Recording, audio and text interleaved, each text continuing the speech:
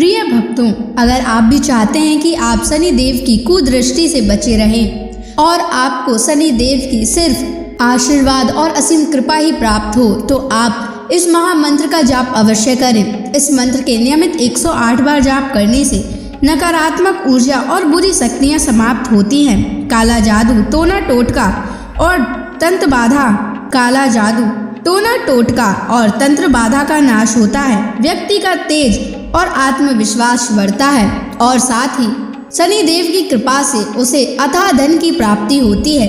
इसलिए प्यारे भक्तों, आप इस महामंत्र का जाप अवश्य करें। जिस भी भक्त ने आज तक इस महामंत्र का जाप किया है, उसे सिर्फ शनि देव की असीम कृपा ही प्राप्त हुई है। इसलिए प्यारे भक्तों, आप इस महामंत्र का जाप अवश्य करें। यह मंत्र बहुत ही शक्तिशाली और प्रबल मंत्र है। इस मंत्र का प्रभाव तुरंत ही दिखाई देने लगता है और साथ ही आपका जीवन सुखद हो जाएगा। अगर आप शनि देव का आशीर्वाद प्राप्त करना चाहते हैं तो इस वीडियो को लाइक और चैनल को सब्सक्राइब जरूर कर दीजिए और कमेंट बॉक्स में जय शनि महाराज अवश्य लिख दीजिए। तो चलिए भक्तों, मंत्र का जाप करना प्रारंभ करते हैं। ओम ह्रीं सन शनैश्चराय सर्वदोष निवारणाय स्वाहा। ओम ह्रीं सन शनैश्चराय सर्वदोष निवारणाय स्वाहा। ओम ह्रीं सन शनैश्चराय सर्वदोष निवारणाय स्वाहा। ओम ह्रीं सन शनैश्चराय सर्वदोष निवारणाय स्वाहा। ओम ह्रीं सन शनैश्चराय सर्वदोष निवारणाय स्वाहा। ओम ह्रीं सन शनैश्चराय सर्वदोष निवारणाय स्वाहा। ओम ह्रीं सन शनैश्चराय सर्वदोष निवारणाय स्वाहा। ओम ह्रीं सन शनैश्चराय सर्वदोष निवारणाय स्वाहा। ओम ह्रीं सन शनैश्चराय सर्वदोष निवारणाय स्वाहा। ओम ह्रीं सन शनैश्चराय सर्वदोष निवारणाय स्वाहा। ओम ह्रीं सन शनैश्चराय सर्वदोष निवारणाय स्वाहा। ओम ह्रीं सन शनैश्चराय सर्वदोष निवारणाय स्वाहा। ओम ह्रीं सन शनैश्चराय सर्वदोष निवारणाय स्वाहा। ओम ह्रीं सन शनैश्चराय सर्वदोष निवारणाय स्वाहा। ॐ ह्रीं सन् शनैश्चराय सर्वदोषनिवारणाय स्वाहा। ॐ ह्रीं सन् शनैश्चराय सर्वदोषनिवारणाय स्वाहा। ॐ ह्रीं सन् शनैश्चराय सर्वदोषनिवारणाय स्वाहा। ॐ ह्रीं सन् शनैश्चराय सर्वदोषनिवारणाय स्वाहा। ॐ ह्रीं सन् शनैश्चराय सर्वदोषनिवारणाय स्वाहा। ॐ ह्रीं सन् शनैश्चराय सर्वदोषनिवारणाय स्वाहा। ॐ ह्रीं सन् शनैश्चराय सर्वदोषनिवारणाय स्वाहा। ॐ ह्रीं सन् शनैश्चराय सर्वदोषनिवारणाय स्वाहा। ॐ ह्रीं सन् शनैश्चराय सर्वदोषनिवारणाय स्वाहा। ॐ ह्रीं सन् शनैश्चराय सर्वदोषनिवारणाय स्वाहा। ॐ ह्रीं सन् शनैश्चराय सर्वदोषनिवारणाय स्वाहा। ॐ ह्रीं सन् शनैश्चराय सर्वदोषनिवारणाय स्वाहा। ॐ ह्रीं सन् शनैश्चराय सर्वदोषनिवारणाय स्वाहा।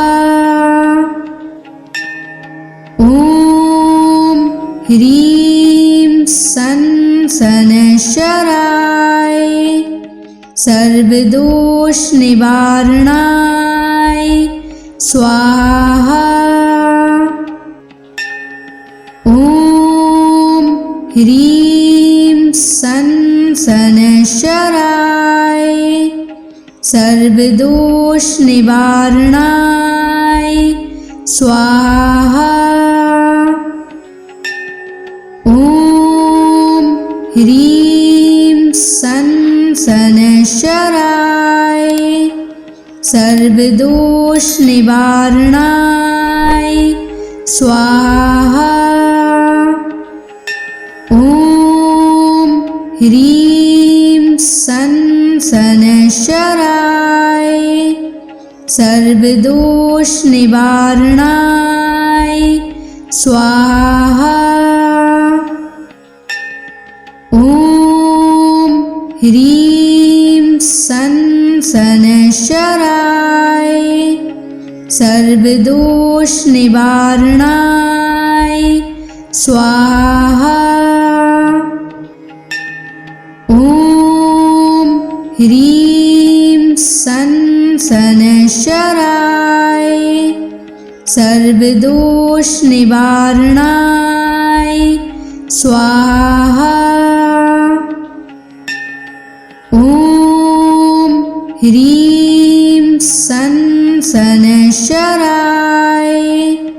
सर्वदोष निवारणाय स्वाहा।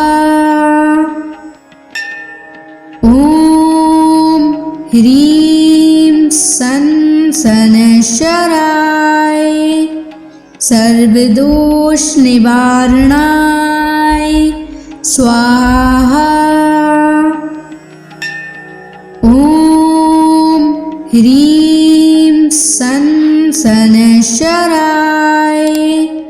सर्वदोष निवारणाय स्वाहा।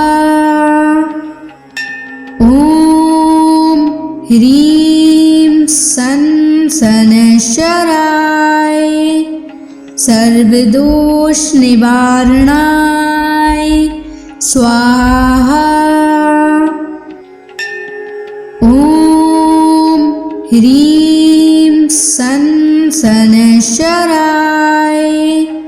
सर्वदोष निवारणाय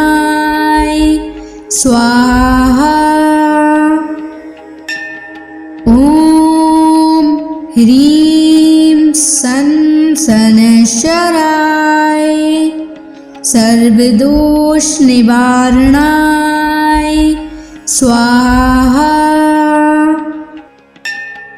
ॐ ह्रीं सनशराय सर्वदोष निवारणाय स्वाहा। ॐ ह्रीं सनशराय सर्वदोष निवारणाय स्वाहा। ॐ ह्रीं सनशराय सर्वदोष निवारणाय स्वाहा। ॐ ह्रीं सनशराय सर्वदोष निवारणाय स्वाहा। ॐ ह्रीं सनशराय सर्वदोष निवारणाय स्वाहा। ॐ ह्रीं सनशराय सर्वदोष निवारणाय स्वाहा। ॐ ह्रीं सनशराय सर्वदोष निवारणाय स्वाहा। ॐ ह्रीं सनशराय सर्वदोष निवारणाय स्वाहा।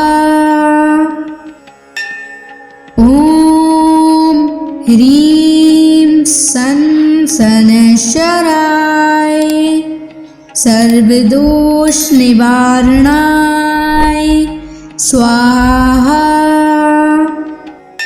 ॐ ह्रीं सनशराय सर्वदोष निवारणाय स्वाहा। ॐ ह्रीं सनशराय सर्वदोष निवारणाय स्वाहा। ॐ ह्रीं सनशराय सर्वदोष निवारणाय स्वाहा। ह्रीं सन शनैश्चराय सर्वदोष निवारणाय स्वाहा। ॐ ह्रीं सन शनैश्चराय सर्वदोष निवारणाय स्वाहा। ॐ ह्रीं सन शनैश्चराय सर्वदोष निवारणाय स्वाहा। ॐ ह्रीं सन शनैश्चराय सर्वदोष निवारणाय स्वाहा। ॐ ह्रीं सन शनैश्चराय सर्वदोष निवारणाय स्वाहा। ॐ ह्रीं सन शनैश्चराय सर्वदोष निवारणाय स्वाहा। ॐ ह्रीं सन शनैश्चराय सर्वदोष निवारणाय स्वाहा। ॐ ह्रीं सन शनैश्चराय सर्वदोष निवारणाय स्वाहा। ॐ ह्रीं सन शनैश्चराय सर्वदोष निवारणाय स्वाहा। ॐ ह्रीं सन शनैश्चराय सर्वदोष निवारणाय स्वाहा। ॐ ह्रीं सन शनैश्चराय सर्वदोष निवारणाय स्वाहा। ॐ ह्रीं सन शनैश्चराय सर्वदोष निवारणाय स्वाहा। ॐ ह्रीं सन शनैश्चराय सर्वदोष निवारणाय स्वाहा। ॐ ह्रीं सन शनैश्चराय सर्वदोष निवारणाय स्वाहा। ॐ ह्रीं सन शनैश्चराय सर्वदोष निवारणाय स्वाहा। ॐ ह्रीं सन शनैश्चराय सर्वदोष निवारणाय स्वाहा। ॐ ह्रीं सन शनैश्चराय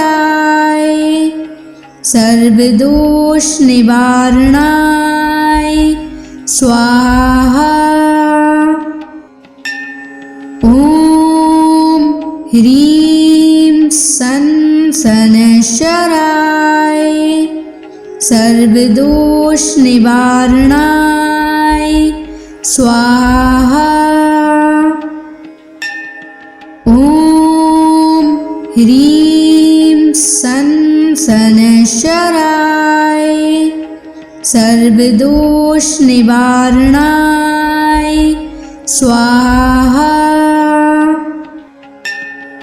ॐ ह्रीं सन् शनैश्चराय सर्वदोषनिवारणाय स्वाहा।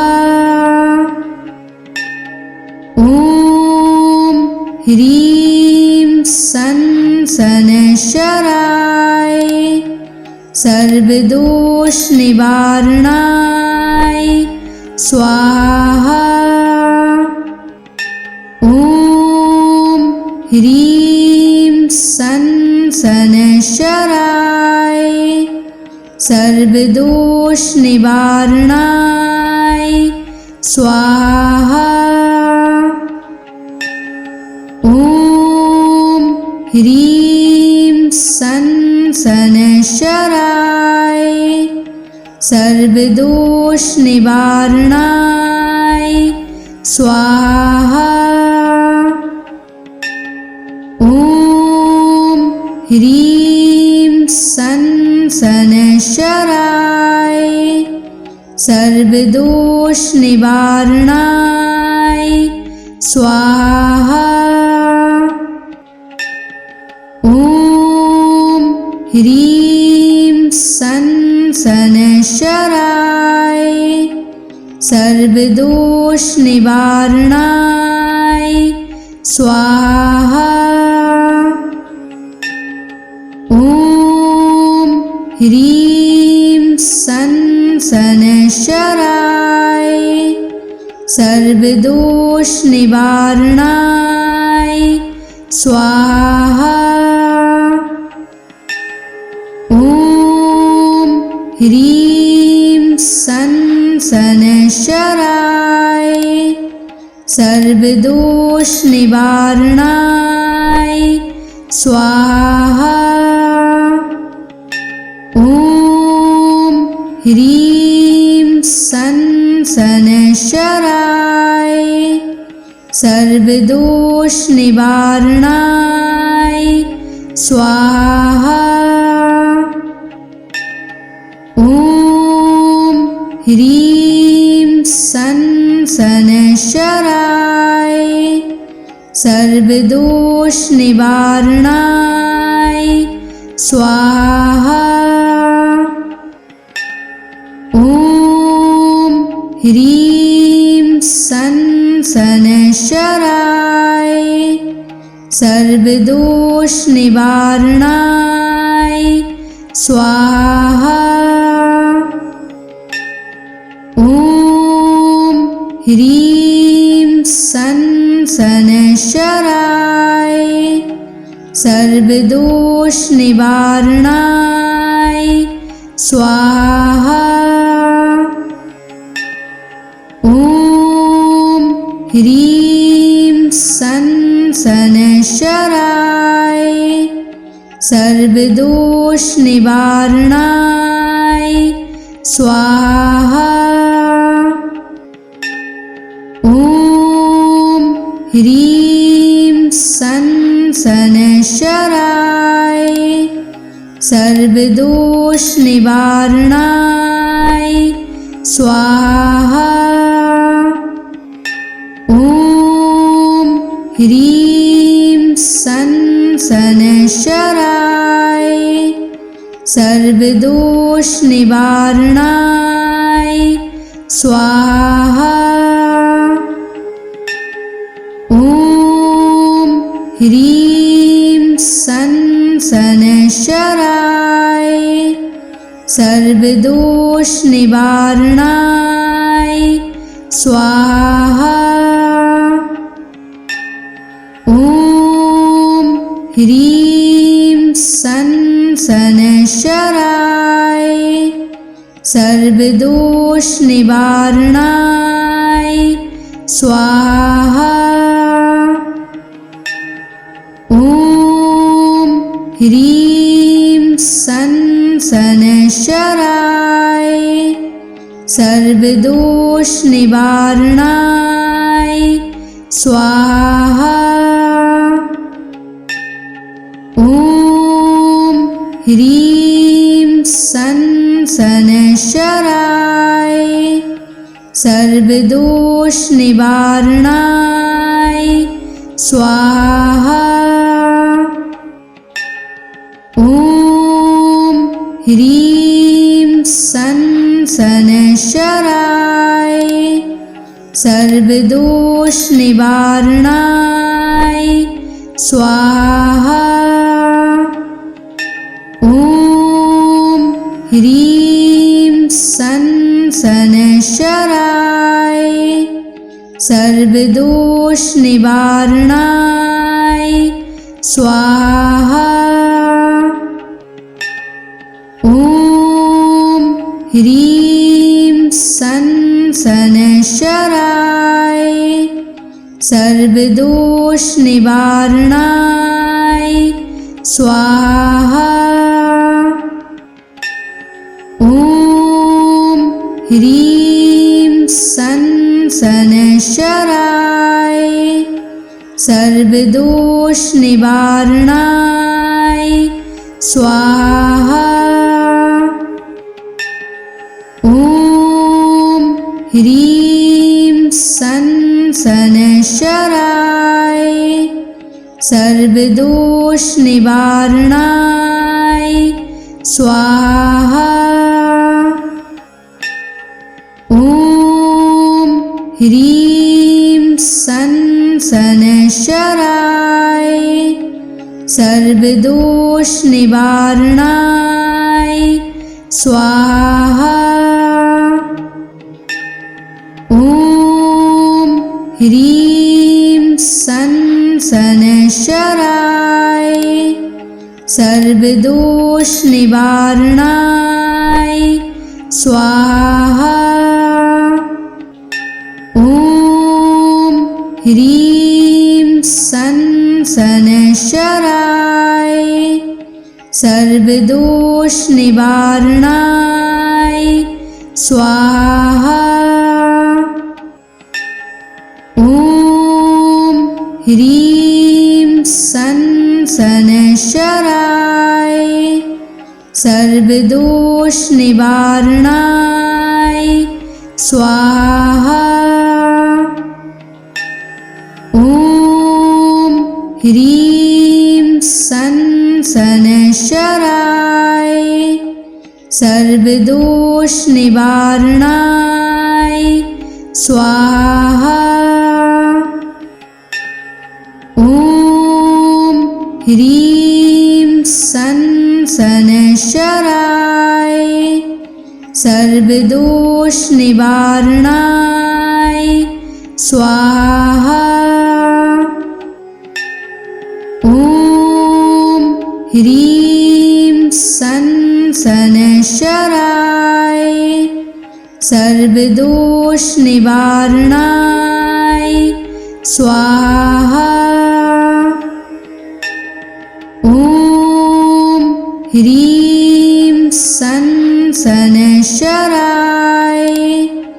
सर्वदोष निवारणाय स्वाहा।